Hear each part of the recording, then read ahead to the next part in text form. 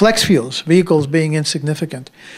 There are now more official flex fuel vehicles on the road than there are hybrids. And with the exception of the fact that General Motors had a big push on about flex fuel vehicles for a couple of years, there really is nothing being done about that. Ford doesn't market cars as being flex fuel. Chrysler didn't. None of the other car companies do, really only GM.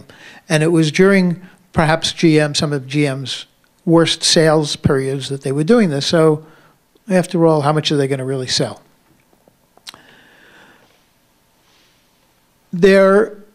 Almost all cars, almost all new cars, 1990 on, are flex fuel vehicles.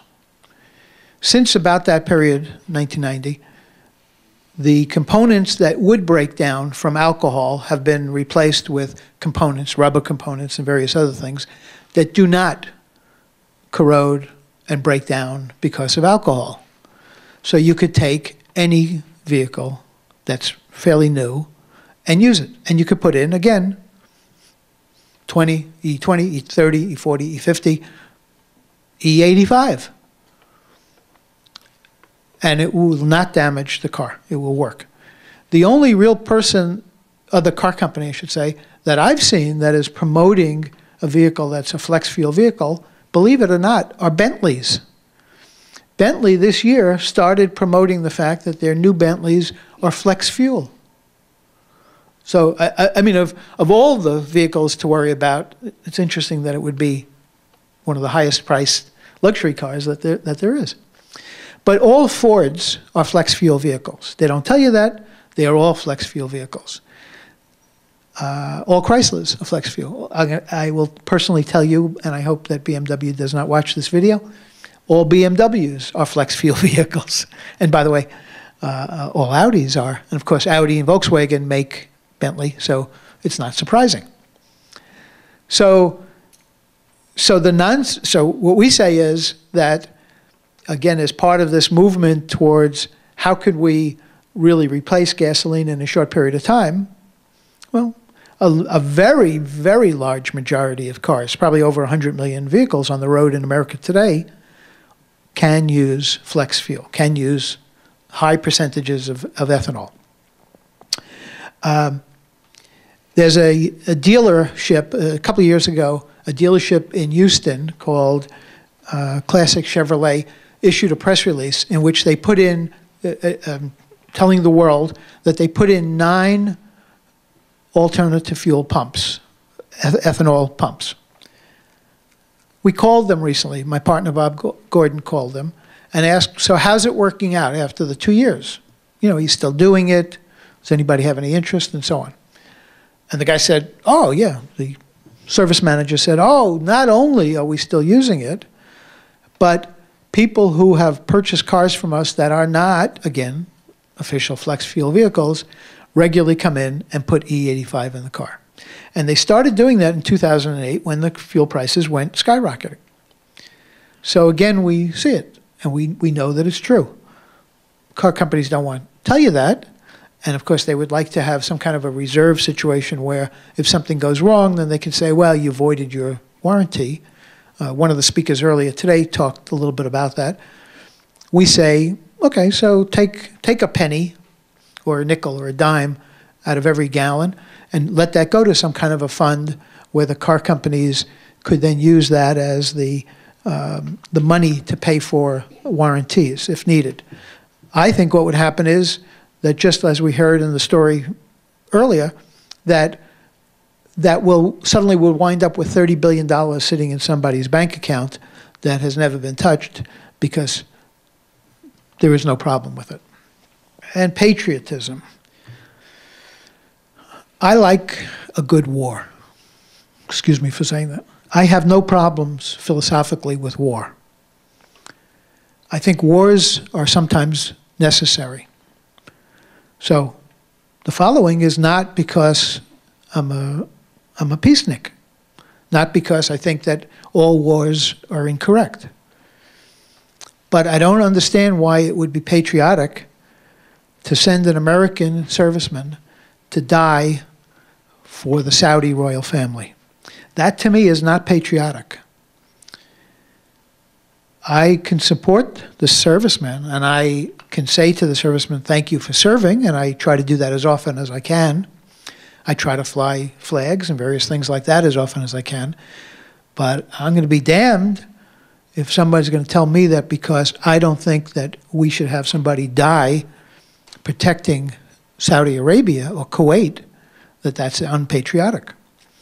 The same Jerry Taylor that I talked about earlier from the Cato Institute, in a report that he wrote for the Federal Reserve Bank of St. Louis, he wrote that the argument that we are paying too much money for the military to support the oil industry is wrong.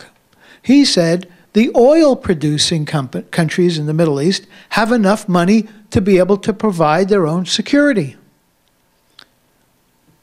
So, in my response to Taylor, I said to him, then why didn't they do so? Why did we have to have Desert Shield? Why did that have to get amped up to become Desert Storm? Why are we protecting Kuwait? Why did we protect Saudi Arabia? Why do we have to lose one person? During the war between Iraq and Iran, we didn't lose anybody. Oil prices, by the way, during that 10-year-long war, fell. They didn't go up, they fell. We didn't lose any servicemen, and oil prices fell.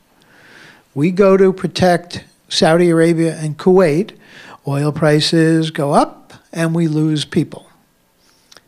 To me, there is nothing patriotic in that. I don't know why it's patriotic to prop up the value of the Russian ruble and the Venezuela peso. I assume it's a peso, I don't know. And that's what we're doing. Every time we use a gallon of gas, that's what we're doing. Even if it's not Russian oil, even if it's not Venezuela oil, even if it's not theoretically Iran oil, every gallon of gasoline that we buy, we prop up their wealth, their power.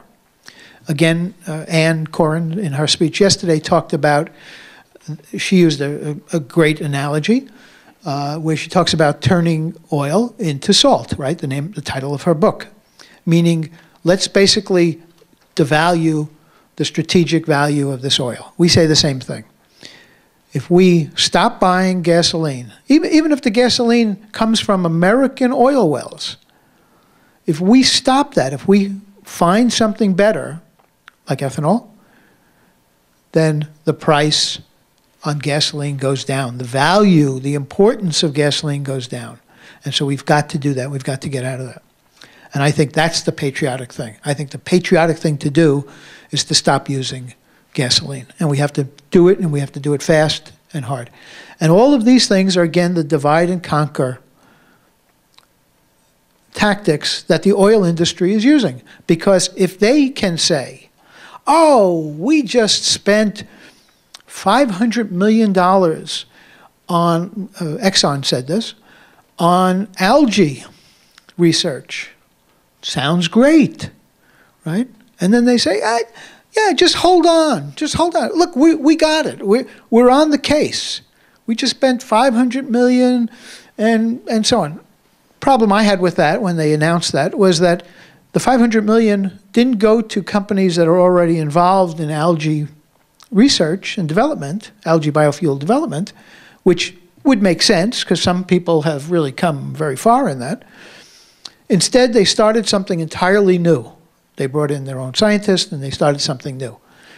And they did that because they would like to patent certain things that then they control, and then through their politicians work the laws in such a way that if there ever became a point in time when we are using algae biofuels, it will be the algae biofuels produced under Exxon's patents, and therefore all the other people are out of the business.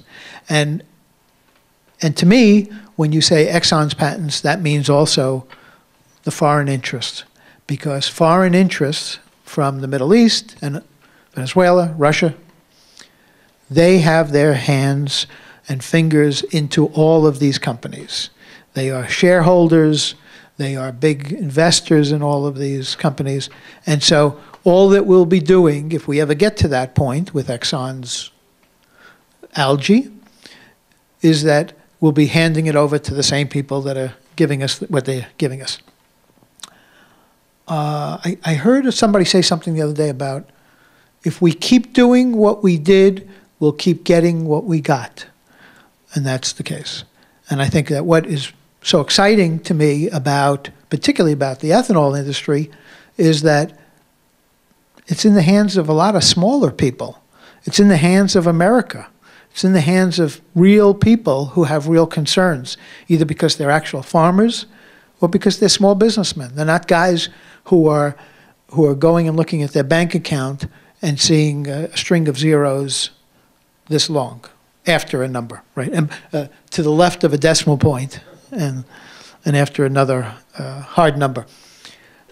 Okay, in conclusion, I heard several people talk about this yesterday, and we are very much in agreement with this. We think there should be a united ethanol position. We think it is sort of silly for there to be certain arguments, if and when there are. We've heard some about people who say, well, I'm a corn ethanol producer. Another person saying, I think using cattails is going to be the right thing. Another person saying, I think paper is going to be the right thing. I think using sewage is going to be the right thing. I think ethanol is ethanol, as another speaker rightly said. The molecule is the same. So the argument that everybody should be on the same side. It really should be ethanol versus gasoline, not ethanol versus somebody else doing ethanol. And I think that the potential for the marketplace is so huge that I don't think we really have to quibble about it. I think we really can see that happen. We got to simplify the message.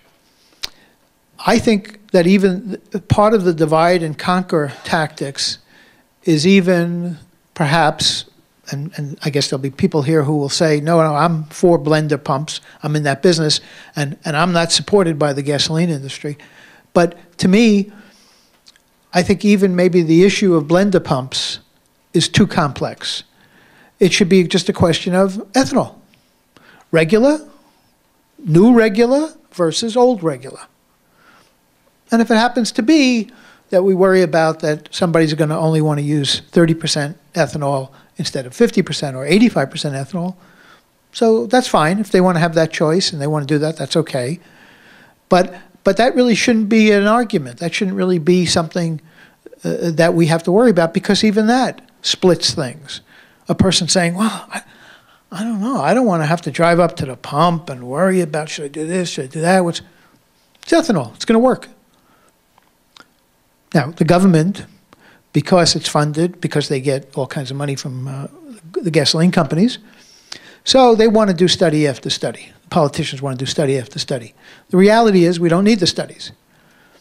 The reality is that what America is going through now is not an isolated instance. There are countries all over the world that have already been through this whole ethanol thing. They already are using CNG as their primary fuel. They're already using propane. And you do not hear stories of cars blowing up in the middle of the highway. You do not hear stories of people dying from asphyxiation. You don't hear stories of engines being destroyed, because none of that happens. And so at some point, the government, people have to say, you know, maybe there is a lot of lessons to be learned from what Brazil has done with ethanol and various other countries. And that's really what we should do. So we really should bypass a lot of these extra research steps and just move forward. And then we have to get the truth out there. I've heard guys who I consider, well, guys who are considered to be conservative talk show hosts, Sean Hannity, Glenn Beck, Dennis Prager, several others. They talk very badly about ethanol. They talk very badly about all alternative fuels. They spout all the lies that I've talked about up to this point. I don't know if they're getting advertising from the oil industries. They may, somewhere along the line they might, or the corporate people that they work for might. But they're spouting these lies. And there's got to be a greater concerted effort to get to them and to tell them the truth.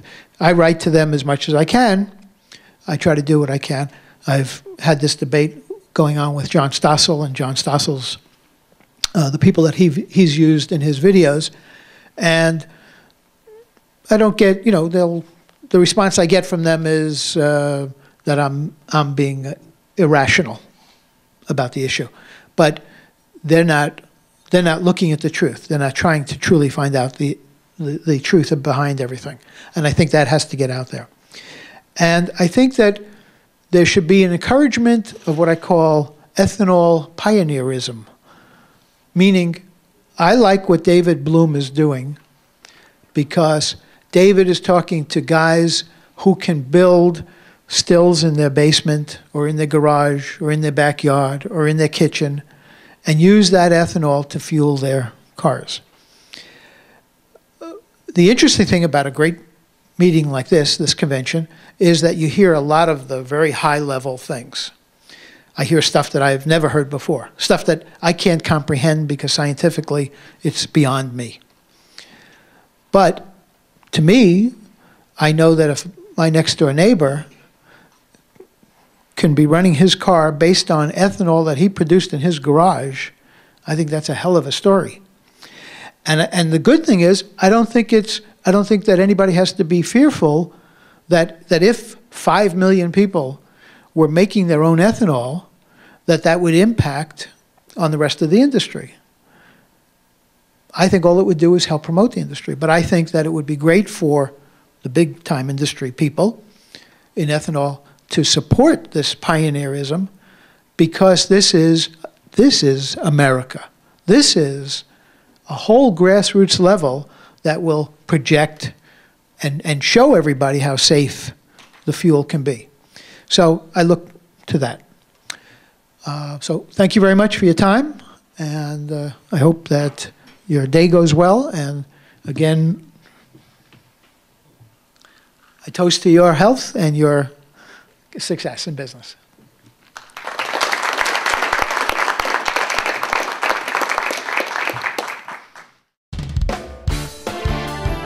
For more Press Pass coverage of all major automotive events, visit theautochannel.com, the Internet's most complete and comprehensive automotive information resource.